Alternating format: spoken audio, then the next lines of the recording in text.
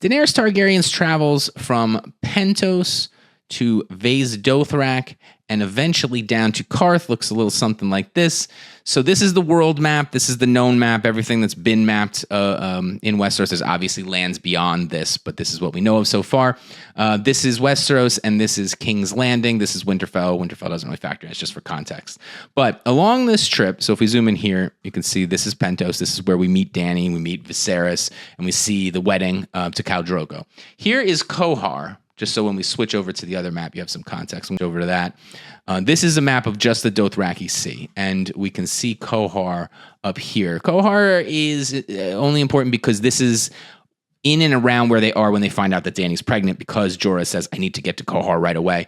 He's sending a raven back to Varys, Robert Baratheon, because he's still an informant at that point.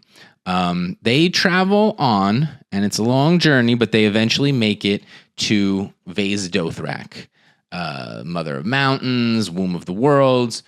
Viserys gets his golden crown, and Dany eventually convinces Khal Drogo that he needs to begin his conquest of the Seven Kingdoms. In doing that, they come down here. The Khalasar comes down here somewhere into this region, because this is labeled Lazar, and Miri Mazdur is Lazarean. That's that village where they fight, and Khal Drogo gets a wound. It festers. He eventually dies. Dany walks onto the funeral pyre. She doesn't die. She's the unburnt.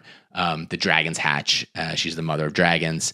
But because they're not powerful yet, she's basically left alone. Well, most of the Khalasar abandons her. She leads whoever stays loyal to her through the Red Waste. That's this desert. And they make their way down eventually to Karth, the greatest city there ever was or ever will be.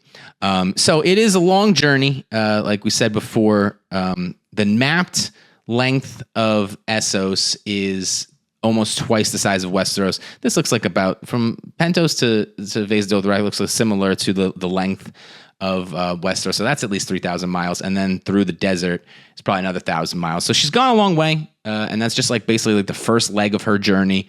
She still needs to go to Slaver's Bay, Astapor, Yunkai, Marine. But this is her travels across the Dothraki Sea.